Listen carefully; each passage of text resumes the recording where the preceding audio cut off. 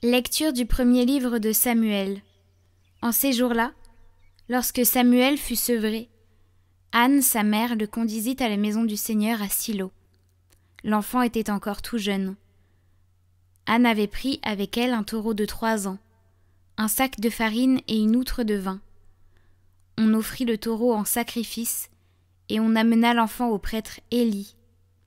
Anne lui dit alors : « Écoute-moi, mon Seigneur, je t'en prie. Aussi vrai que tu es vivant, je suis cette femme qui se tenait ici près de toi pour prier le Seigneur.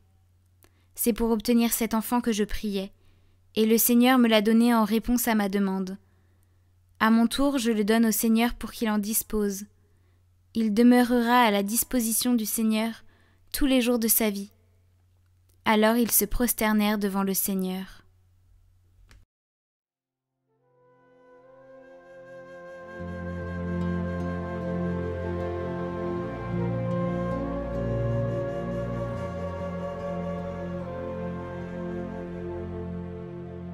Mon cœur exulte à cause du Seigneur, c'est lui qui me sauve. Mon cœur exulte à cause du Seigneur, mon front s'est relevé grâce à mon Dieu. Face à mes ennemis s'ouvre ma bouche. Oui, je me réjouis de ton salut.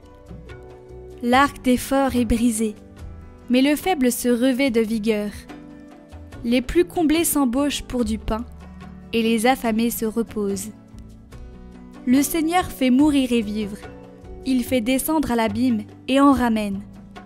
Le Seigneur rend pauvre et riche, il abaisse et il élève. De la poussière il relève le faible, il retire le malheureux de la cendre, pour qu'il siège parmi les princes et reçoive un trône de gloire.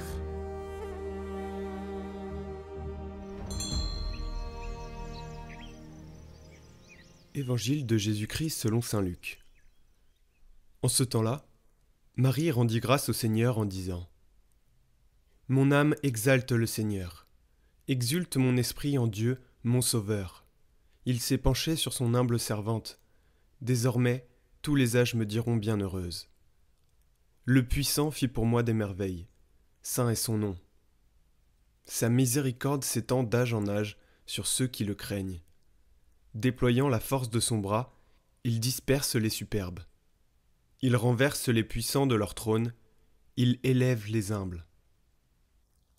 Il comble de bien les affamés, renvoie les riches les mains vides, il relève Israël son serviteur, il se souvient de son amour, de la promesse faite à nos pères en faveur d'Abraham et sa descendance à jamais. »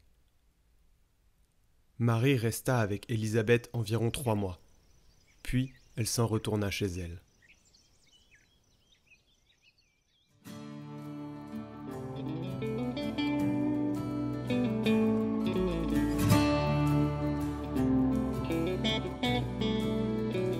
Mon esprit exulte en Dieu mon Sauveur.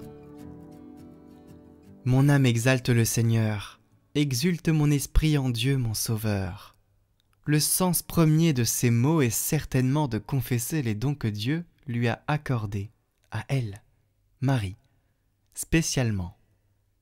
Mais elle rappelle ensuite les bienfaits universels dont Dieu ne cesse jamais d'entourer la race humaine. L'âme glorifie le Seigneur quand elle consacre toutes ses puissances intérieures à louer et à servir Dieu. Quand, par sa soumission aux préceptes divins, elle montre qu'elle ne perd jamais de vue sa puissance et sa majesté. L'esprit exulte en Dieu son Sauveur, quand il met toute sa joie à se souvenir de son Créateur dont il espère le salut éternel. Ces mots, sans doute, expriment exactement ce que pensent tous les saints. Mais il convenait tout spécialement qu'ils soient prononcés par la bienheureuse Mère de Dieu, qui, comblée d'un privilège unique, brûlait d'un amour tout spirituel, pour celui qu'elle avait eu la joie de concevoir en sa chair.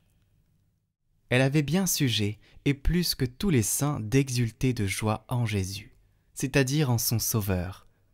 Car celui qu'elle reconnaissait pour l'auteur éternel de notre salut, elle savait qu'il allait, dans le temps, prendre naissance de sa propre chair, et si véritablement, qu'en une seule et même personne serait réellement présent son Fils et son Dieu.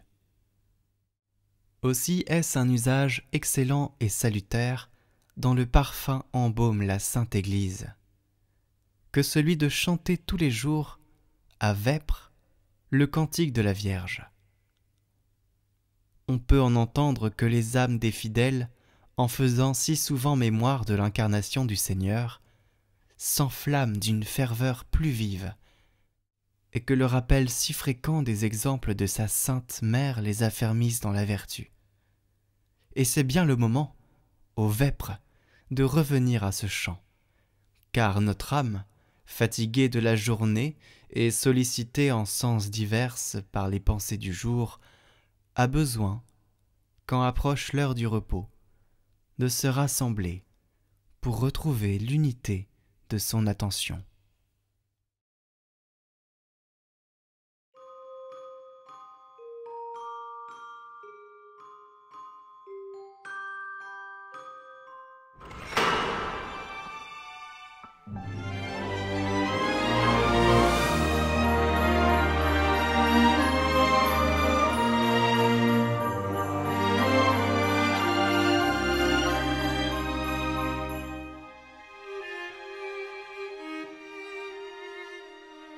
L'Avent, le temps de la persévérance. Le temps de l'Avent est un temps d'attente, un temps d'espérance, un temps de persévérance nécessaire pour les deux avènements. La venue dans la chair et la venue en gloire. Mais l'attente de l'Avent n'a rien à voir avec l'attente d'un inconnu, d'une surprise dont on ne sait rien de son contenu.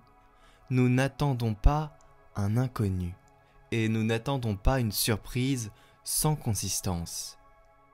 Dieu qui vient est mystère, certes, mais le mystère est un excès de lumière trop grand pour la faiblesse de nos yeux, trop plein de sens pour notre intelligence limitée. Déjà, l'Ancien Testament, en attendant la venue du Messie, le peuple de Dieu n'était pas face à une vague espérance. Les prophètes avaient préparé le peuple de Dieu pour le reconnaître.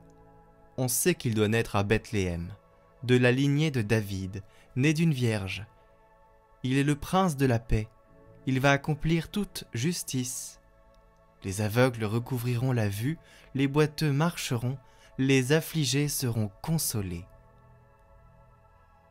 Le Messie accomplira la promesse d'une effusion de l'Esprit Saint, dans un cœur nouveau, un cœur de chair, qui donnera de connaître Dieu. Connaître, c'est naître avec Dieu. Et de même, l'avènement en gloire n'est pas non plus une incertitude pour nous les croyants. C'est un dogme de foi certaine, comme nous le proclamons dans l'anamnèse. Nous attendons ta venue dans la gloire. À Noël, Jésus nous prépare à vivre avec Dieu en fait. Dieu s'incarne pour habituer l'homme à recevoir Dieu et habituer Dieu à habiter en l'homme. C'est pourquoi Jésus avait demandé « Demeurez dans mon amour ». Saint Jean nous dit « Celui qui aime est né de Dieu et connaît Dieu ». À Noël, nous accueillons Dieu pour aimer comme lui. Noël fait entre l'infini dans le fini, Dieu dans l'homme, pour que l'homme trouve Dieu, qu'il entre en Dieu dans sa vie. Ainsi, Noël nous prépare à l'éternité de Dieu. Noël, la première venue, prépare à la venue en gloire du Seigneur Jésus. Chantons-nous en ces jours proches de Noël, qui fait monter en nos cœurs un autre désir exprimé dans un autre chant. Maranatha, viens Seigneur Jésus, pour rappeler sa venue dans la gloire. Alors, chantons ce chant.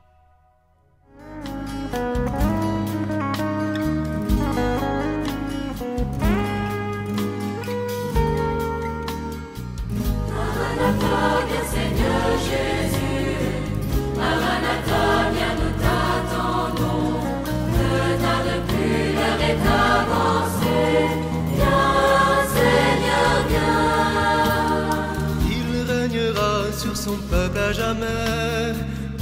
protégera les enfants des pauvres. Ses jugements produiront la justice. Viens Seigneur Jésus. Maranatha, viens Seigneur Jésus. Maranatha, viens, nous t'attendons. Ne tarde plus, l'heure est avancée. Viens Seigneur, viens.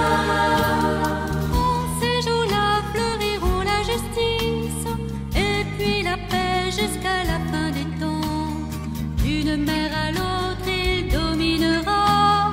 Viens Seigneur Jésus. Maranatha, viens Seigneur Jésus. Maranatha, viens, nous t'attendons. Ne tarde plus, l'heure est avancée. Viens Seigneur, viens. Il sauvera le pauvre et le petit, aura pitié de celui qui l'invoque. Leur vie sera précieuse à ses yeux. Viens Seigneur Jésus.